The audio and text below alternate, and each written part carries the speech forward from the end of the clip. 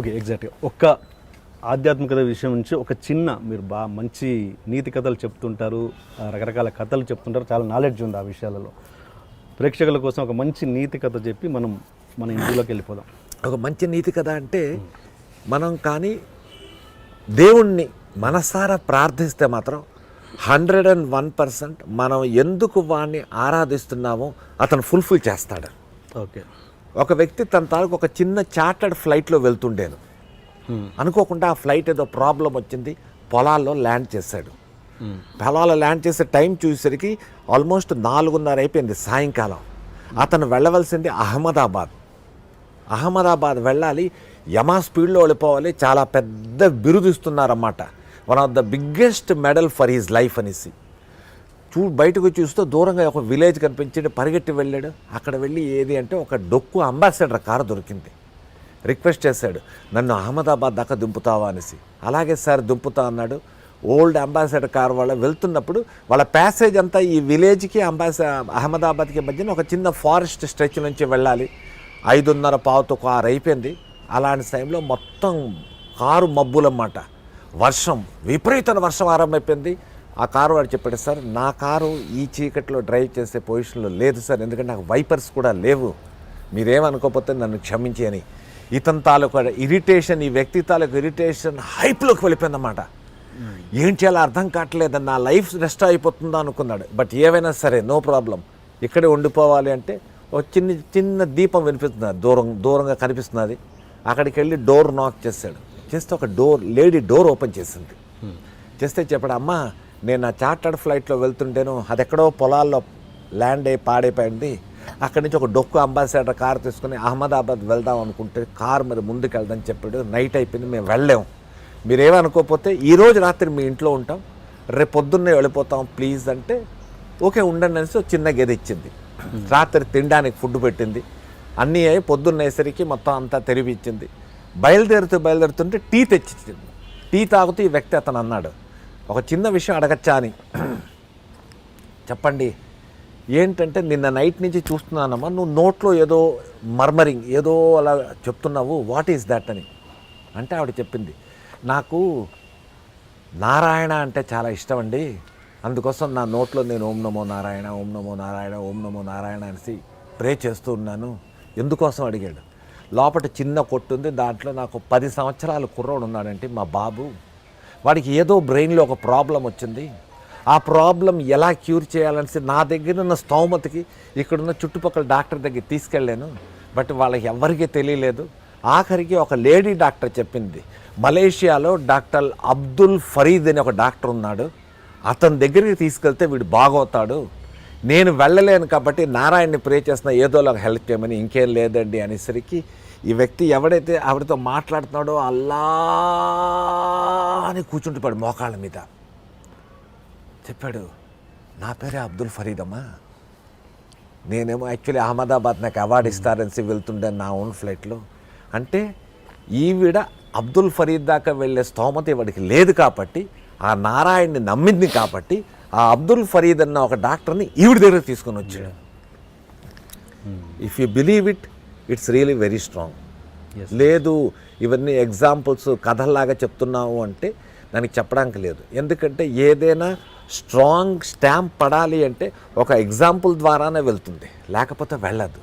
అలాంటి దానికే ఇలాంటి stories. And it is a fact, doctor Abdul Fareed అన్న ఒక డాక్టర్ మలేషియాలో ఉన్నాడు. అండ్ ఇంకో విషయం చెప్తాను, ఒక గుజరాతీ డాక్టరు బాంబేలో ఉండేవాడనమాట, అతని గురించి స్టోరీ మొత్తం పడింది. యాక్చువల్లీ హీఈస్ అన్ అథెయిస్ట్, దేవుడు అంటే నమ్మకం లేదు, దేవుడు అంటే అతనికి నమ్మకం లేదు. అలాంటి డాక్టర్ ఏంట్రా అంటే వారం రోజులు ఇండియాలో ఉంటాడు, మిగతా 3 వారాలు బయట తిరుగుతుంటాడు. ఒక లేడీ అనుకోకుండా అతని దగ్గరికి వచ్చింది. ఆ లేడీకి ఒక 8 సంవత్సరాల కూతురు. ఆ కూతురు తీసుకొని వస్తే he is a heart surgeon, very famous. అతని పేరు ఆనంద్ దేశాయి అనుకుంటా, if I'm not wrong. Check చేశాడు. చెక్ చేసి చెప్పడమ్మా, నీ కూతురికి హార్ట్లో హోల్ ఉంది, దానికి ఆపరేషన్ చెయ్యాలి, నువ్వు ఎస్ అనుకుంటే చేస్తావంటే చెప్పింది.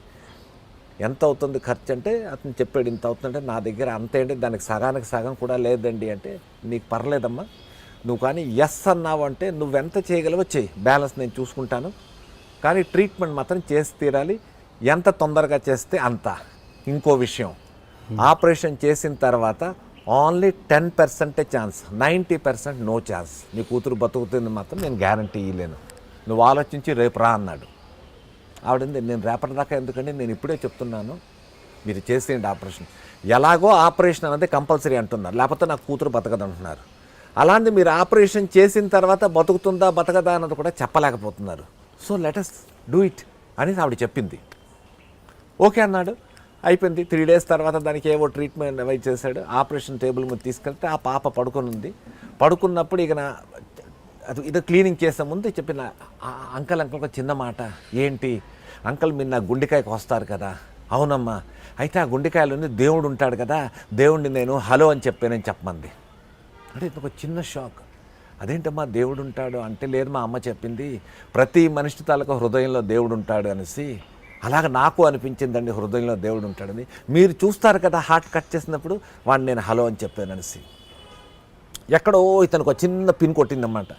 ఎనీహౌ ఆపరేషన్ స్టార్ట్ చేశాడు. స్టార్ట్ అయిన 15 minutesకే ఎవ్రీథింగ్ స్టార్టెడ్ డిప్లీటింగ్. అన్నీ కింద పడిపోతున్నాయి, బీపీ పడిపోతుంది, అది పడిపోతుంది, పల్స్ పడిపోతుంది, అన్నీ పడిపోతున్నాయి. అప్పుడు అనదర్ డాక్టర్స్ ఉంటారు కదా, సార్ ఏం చేద్దామంటే, సారీ ఇది వర్కౌట్ అవుతుంది మనకి, కొంచెం సేపు తర్వాత షీఈస్ గోయింగ్ టు కొలాప్స్ అన్నాడు. తన రూమ్లోకి వెళ్ళాడు. He started smoking. తను స్మోక్ చేస్తున్న ఒక 2-3 నిమిషాలు కూడా అవ్వలేదు, సీనియర్ నర్స్ పరిగెట్టుకుంటుంది, డాక్టర్ డాక్టర్ అన్నీ మళ్ళీ everything is picking up. Everything is picking up అంటే కమౌన్, అసలు ఛాన్స్ లేదు. మై ఎక్స్పీరియన్స్ ఈజ్ టెలింగ్, ఛాన్సే లేదంటే లేదు పికింగ్ అప్ అన్నారు. అంటే ఆ సిగరెట్ అక్కడ వదిలేసి పరిగెట్టుకుంటూ వచ్చి చూస్తే మళ్ళీ ఏవేవైతే సింక్ అయిపోతున్నాయో మళ్ళీ ఎవ్రీథింగ్ ఈజ్ కమింగ్ అప్. ఇమ్మీడియట్గా స్టార్ట్ చేశాడు, ఆపరేషన్ చేశాడు. Operation is successful. వాడి ఆపరేషన్ ఎప్పుడైతే సక్సెస్ఫుల్ అయిందో అప్పుడు ఎక్కడో కార్నర్లో తన రూమ్లోకి వెళ్ళి కూర్చొని ఆలోచించాడు, how and why.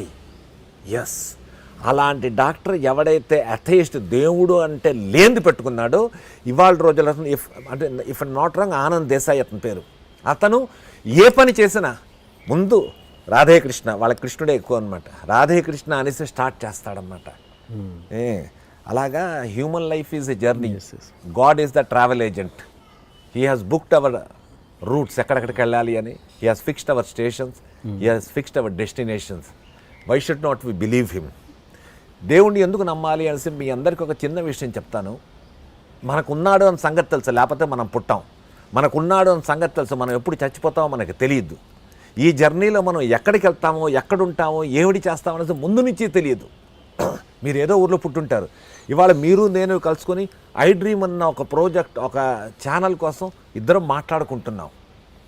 So I'm so lucky మీలాంటి ఒక మహానుభావులతో కూర్చొని మాట్లాడడానికి అవకాశం ఇచ్చాడంటే it is in my life. 101% మీరు చేస్తున్న 178 ఇంటర్వ్యూస్లోని అనదర్ మేబీ 179 or 180 సత్యప్రకాష్ లాంటి ఒక ఆర్డినరీ పర్సన్తో చేయాలని మీ డెస్టినేషన్లో కూడా రాసేయింది, లేకపోతే ఇది కుదిరేది కాదు. యాక్చువల్లీ మీరే రిఫ్యూజ్ చేస్తారు Satyaprakash, no he is, but it is there. That means మనం ఫ్లైట్లో వెళ్తాం.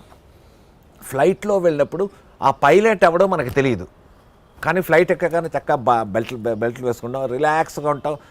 చెన్నైలో టేక్ ఆఫ్ అయింది, హైదరాబాద్ దిగా అమ్మ రిలాక్స్ అయిపోయింది. ట్రైన్ ఎక్కుతాం, ఆ ఇంజిన్లో డ్రైవర్ అవడం మనకు తెలియదు, బట్ హాయిగా మనం దుప్పటిగా ఉంటాం, పడుకుంటాం, మన స్టేషన్ దాకానే దిగిపోతాం. సో ఎక్కడైనా యాక్సిడెంట్ అవ్వచ్చు, ఫ్లైట్ ఎక్కడైనా కూలిపోవచ్చు, but we are having a confidence on the driver as well as on the pilot. So వాడు ఎవడో తెలియని ఒక వ్యక్తి అవి డ్రైవ్ చేస్తున్నప్పుడు వాడి మీద మనకు అంత నమ్మకం ఉంటే, ఈ దేవుడు అన్నవాడు మనకన్ని కొన్ని గత ఎన్నో సంవత్సరాలు పుట్టిన నుంచి మనం చూస్తున్నాం కదా, ఉన్నాడు అన్న దాన్ని ఎంతోమంది చెప్తున్నారు కదా. Why should not we believe it? Why should not believe him? నమ్మండి. నమ్మితే మీకు దాంట్లో వచ్చింది బెనిఫిటే కానీ నష్టం లేదు. Have a faith on God, but not on